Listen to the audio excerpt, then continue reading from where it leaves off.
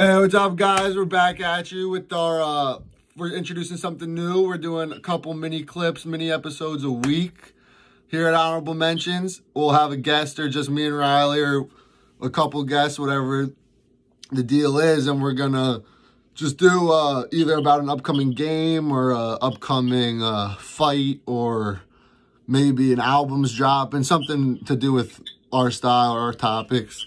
And we're gonna just make it, instead of a 25 to 45 minute video, it's just gonna be a 10 to 15 minute short and sweet episode for you. And we're gonna have a separate playlist we'll be creating and uploading it to the channel, so go check it out along with the other videos we've just added. And so we're gonna get right into it. We got a big Monday Night Football game today, and this week's guest on our Friday full-length episode, week 4 episode, is Real Allen and Mooch, John Mooch. So they're two college football players and two boys of mine and the podcast, the whole podcast crew.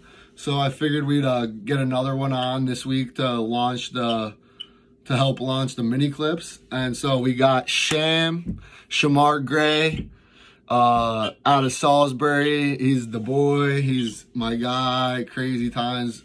In the short times we've been friends, we've had a great time. And he's a running back, tailback, plays for Salisbury on the football team, and he's a stud. He doesn't watch the games from the front row. He's on the grid rushing, and he could probably play receiver, tight end, or D-back if he wanted to.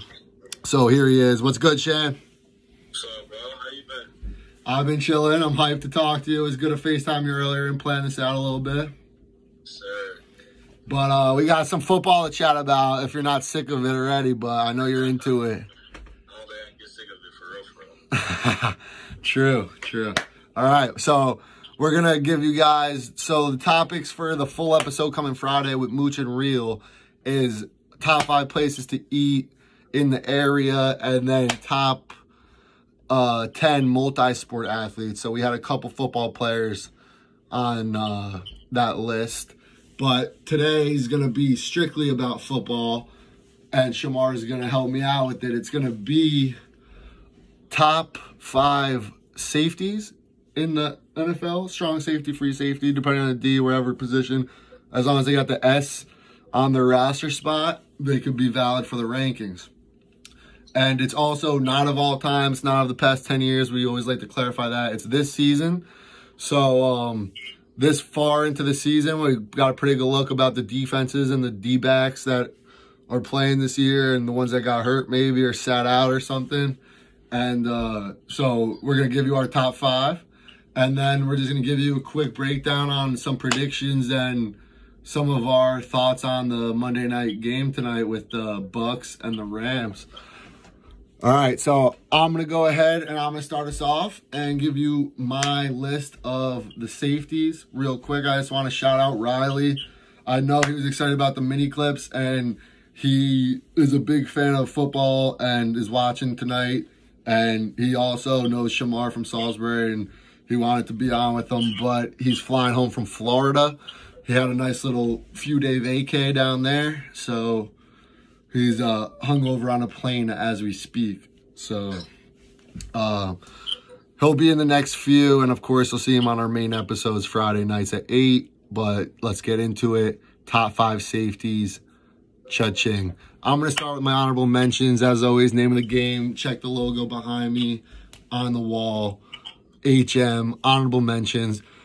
As you know, I usually only do 1 or 2 for foods or music or movies or that shit, but sports, I just love sports, and I love how there's so many good and talented players at each position over the last few years. So I'm going to mention a few guys, but I won't go into much detail. I just want to mention Devin McCourty. Devin McCourty is sick.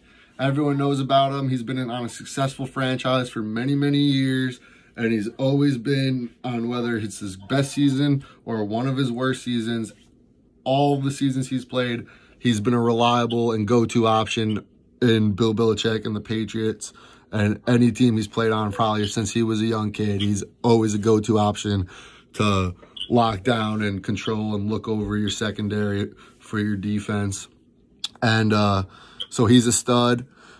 And then I also would like to talk about Marcus Maye. I mean, I know he's not top 5 quality, and he's probably not top 10 right now. But as a Jet fan and having a really shitty season overall, offensively, defensively, special teams, coaching, management, every goddamn thing about it. And we can't even go get drunk at the games and watch them fucking suck. We have to watch at home. It's miserable. But especially when your buddy has season tickets and you're used to being spoiled and going all the time, it really sucks that COVID happened. But one of our only bright spots has been Marcus Maye, because our defense looks miserable and some of our only good plays comes from him just reading the ball well or making a good adjustment and coming over to help over the top. And he has a few good game-saving touchdowns, or at least drive-saving touchdowns, and tackles to prevent a touchdown. And he also has a couple interceptions and fumble recoveries or forced fumbles that just, if you take those few plays, it doesn't even look like the Jets season at all. So those are my 2 honorable mentions. And then I want to get into my top 5. So we're going to start out with a 5 seed. It's not Minka. We're going to talk first about Mika, and that's Mika Hyde on Buffalo. Buffalo Bills D is stacked. They've always been good. It's always been a question the last couple years if Josh Allen's the guy and if we could surround him with weapons and if the run game and O-line could play well. So they built up the line and got Singletary and Zach Moss rushing the ball decently, pretty well. And then Josh Allen's torn it up this year. He's been playing kind of above that whole Sam Darnold and Daniel Jones and that whole pack on those draft years and that style QB. He's completely blown him out, especially this season. And they add Stephon Diggs and some other weapons on the outside and in the slot to help him. And I think that's the reason their defense has always been solid. And now that their offense is clicking, they're having a real successful year and the division is going to be theirs and they maybe make a run. But I think their defense would not be nearly as good if their corners and their safeties weren't so good. And the guy that leads that unit and that group is Hyde. So he's my number 5 seed. My number 4 seed is going to be a combination, because me and Sham were talking, and me and Riley were talking earlier in the week when we were thinking of possible topics for the mini clips. And we were thinking, like, damn, the Vikings have to be on here because they got 2 top 5, 2 top 10 safeties, wherever you want to put them, on their roster.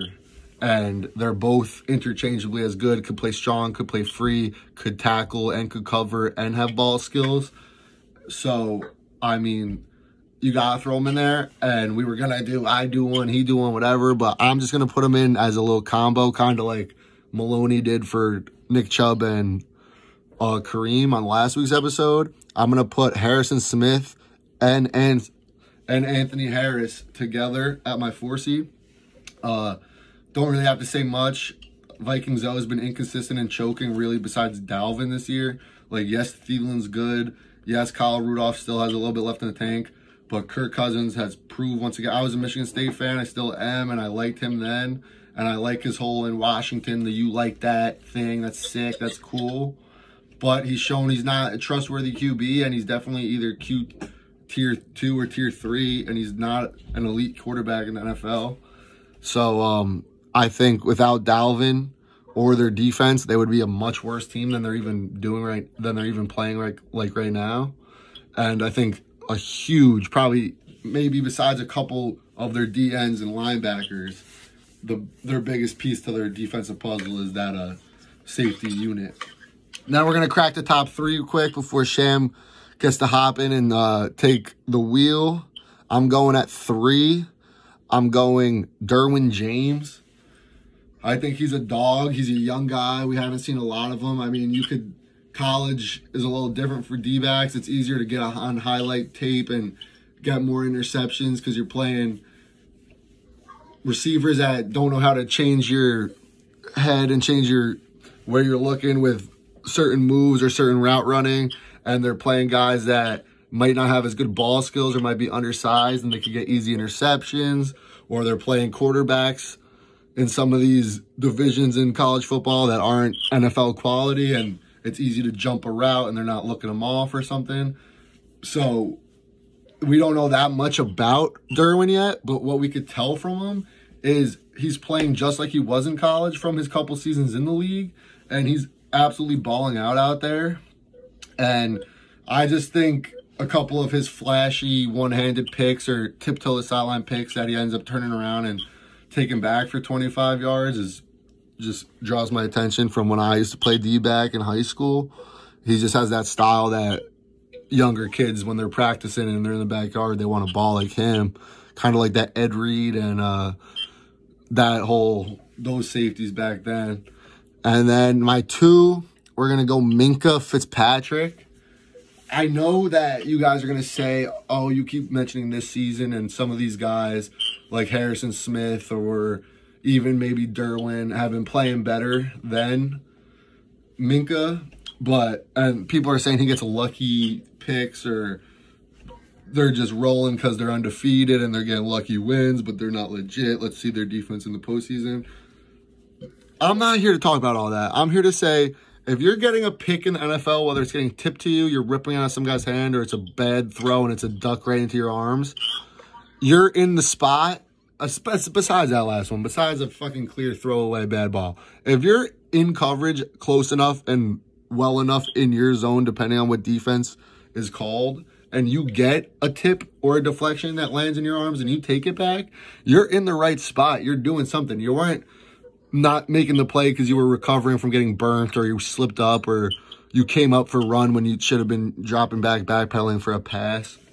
So I don't want to hear none of that bullshit about him making these lucky picks. Because if you take that, he still stops the run and controls the edge, and he still helps over the top and helps out some of these veteran corners or these younger rookie corners that sometimes need help on the outside against the receiving cores that you face with Hollywood Brown and A.J. Green and T. Higgins and Tyler Boyd and a bunch of these teams in the Steelers division.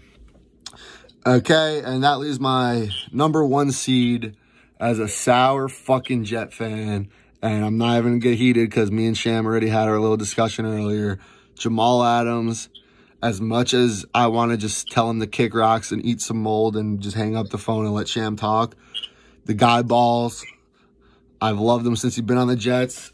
I followed him a little bit at LSU, and he was tough. I think he's great ball skills and athleticism to be a D-back, but I think his size and his ability to come up and just lay his body out there and stop the run completely and be a safety that doesn't average 1 or 2 sacks a season. He'll average 6 or 7 sacks a season, and he'll get a bunch of come up on the screen and pop you or come in and tackle your fullback or running back.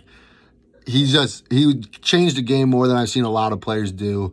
He could have been on the far sideline and drop stepped and opened up and hinged his way to the near sideline and made a play on the ball. And the quarterback has no idea how it happened. And next thing you know, he's the last guy in defense chasing Jamal down the sideline for a pick 6.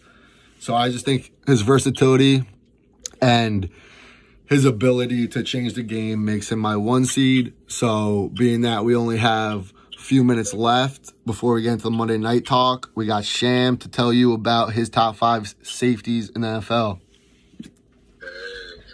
so I'm going to start off with my honorable mention. I would say it would be Kevin Byard from the Tennessee Titans. They've been playing good football with the offense like they have, really explosive running offense. It makes it easier for their defense to make plays on the run. They know what to look for in the run. So, and their corners are strapped as well. So it's just they have a good defense. And for my 5th and last seed, I would put Harrison Smith on the Vikings. Like Black already said, they have two great safeties. You can't really take them off. You can't take anything from either of them. They're both good safeties. They both know how to rotate, and they just put in work, honestly. And then, like, another one, like I said on my list, I would say Derwin James. He's very athletic. He's just like Jamal Adams. He flies around. He makes good plays. He hits people. He stops the run. He does everything he has to do to be a great safety. So he's my fourth. And then for my third, another guy just like Jamal Adams, Derwin James, Tyrann Mathieu. He flies around. He's been flying around since he was in high school. Shout out Honey Badger. Shout out to Honey. I left him off my list only because I knew Sham was going to say him. Yeah. Tyrann Mathieu is OC, bro. He goes up and gets the ball. He will hit you, and he will talk his smack to you after he does it.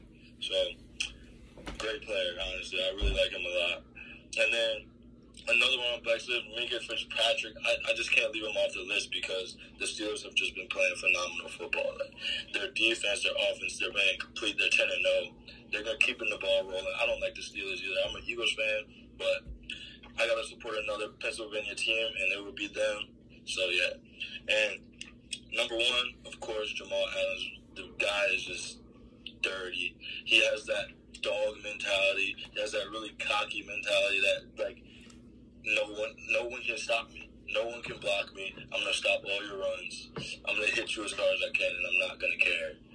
That mentality is what you need to be a safety. Or you're just going to get ran over, you're going to get chucked, and nobody wants to get ran over on national TV. So he's going to run through you.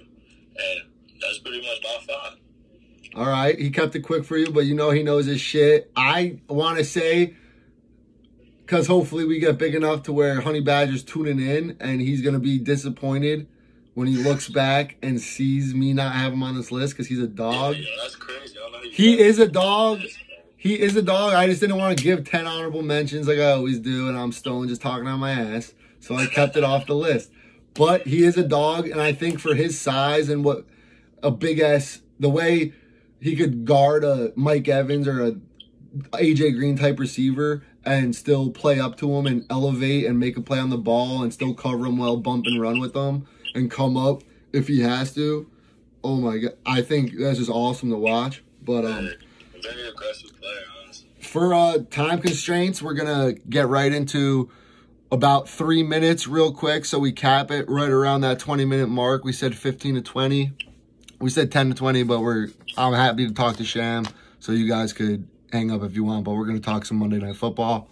We got the Bucks, Tampa Bay Bucks, Brady's new squad with his whole arsenal, his whole military of weapons. Yeah. And then we got the Jared Goff show, the whole, is he elite? Is he a playoff contender? I know Colin Cowherd likes to tell everyone he is and not, and we got his squad. So I went first, so I'm going to let Sham go first. Give me a 1.5-minute rundown. I want you to just do this. I want you to tell me your key player besides quarterbacks. I want you to tell me your key player on offense for the Bucks, key player on offense for the Rams. I want you to tell me projected winner and projected score. All right. So if we go and key player on the Bucks, we are going to need to see a great game from Antonio Brown. He's fresh off the couch. He has not been doing anything besides working out. He needs to start popping out. This is his second week off the bench. He needs something to prove. So we are going to need Antonio Brown to completely have his day today. And Tom Brady has to be on his game too. They've been losing games lately, and they have so many weapons on offense. I could say Mike Evans too. He needs to step it up as well. So I got two key offensive players today: Antonio Brown and Mike Evans. I'm not really worried about Gronk because Tom Brady and Gronk really just have that connection already. So he's gonna get the ball to Gronk when he needs to, and like the inside the fives when he got to score, quick little pop passes. That's always gonna happen. That's always just big click like that. But yeah, I would like to see a big game from Antonio Brown for the Bucks, and then. On the offensive side for the Rams, you would need Cooper Kupp to really show up tonight. He hasn't been showing up lately, but he's definitely a top 10 receiver. He's very elusive. He can beat people off the ball. and he's just really an underrated receiver. So definitely need a big game from them. But my overall game winning prediction, I'm going to go with the Tampa Bay Bucks because they have been coming off some very rough games, and Tom Brady is the GOAT, and he just simply doesn't go like that. So he's going to play his best game of his career after like tonight. Word. Do you think it's going to be a shootout? Or you think it's going to be a low scoring? Give us a little estimate. Oh yeah, nah. The Rams got a nice look. The Rams got a nice defense with Jalen Ramsey to lead it off. You know, he's going to talk his stuff all game. He's going to try to get in all the receivers' heads. So yeah, it's going to definitely be a shootout. Close game. True. I'm going to go ahead and say I don't want to go ahead, even though I have Antonio Brown in a fantasy league going tonight. I'm not going to choose him. I'll pick someone else. And real quick, I didn't even check. Is Godwin going tonight? I don't know. Even if he's not, I'm going to pick someone else. Anyway, I wasn't going with Godwin. I just thought about it since they have fucking endless amount of top talent receivers. I'm going Ronald Jones as my key player for Tampa. Just because I think we all know they have one of the best QBs of all time throwing the rock and taking care of it, calling the signals. They have 3 all-pro, Pro Bowl receivers in Antonio Brown, Mike Evans, and Chris Godwin when he's playing, if he's available. So when they're all healthy, they have the best receiving core in the league, top 3 at least. So I don't really think that's the problem. I think it's more their defense and their run game and their O-line. So I'm going to pick Ronald Jones. I also have him in fantasy tonight. He had a big week last week, 24 points after only dropping a few. And he's been having a great season besides a couple off weeks. So I hope he drops another 20+. And then my key player on offense for the Rams, besides Jared Goff, I think their whole running back package is interesting, but I'm also going to agree with Sham. Sham mentioned him, the speedy guy in the slot, Cooper Kupp. I think his versatility and just the amount they utilize him and how crucial he is to their game plan. They throw deep balls to him, they throw skinny posts to him, and then they throw little drag routes and stuff in the flats that he could break, and they let him do his thing in open space and take it for a first down or a touchdown for 20-something. So I got Cooper Kupp. And then I do think Tampa wins it too. And I do know the Rams have a good enough offense to score on Tampa. I know Tampa has a good D, but I still think Goff and his high-powered attack with their young and interesting coaching staff is going to be putting up. They're not going to put up 10 or 14. I think they're going to put up something. I think Tampa takes the win, depending on how much the Rams D could stop Brady and his whole arsenal of weapons. I think it's going to look something in the 35-24 or 28-21, 31-21. I think it's going to be in that range. So we both got the Bucks winning, and we both got Jamal as our 1 seed. So real quick, me and Riley, on behalf of Riley from down in Florida, wherever the hell he is in the sky right now, shout out to Sham for taking a little bit of time to chat and catch up and talk football. And we'll get back to you with the full episode coming Friday. Peep the channel. Our last episode, Top Beers and Top Running Backs this season, dropped with Connor and Gordon. And we got another mini clip coming up for you with Gio at the end of this week, right before we drop. Or right after we drop. We haven't decided yet. But either way, full episode coming Friday. So, Sham, you can say a little peace out.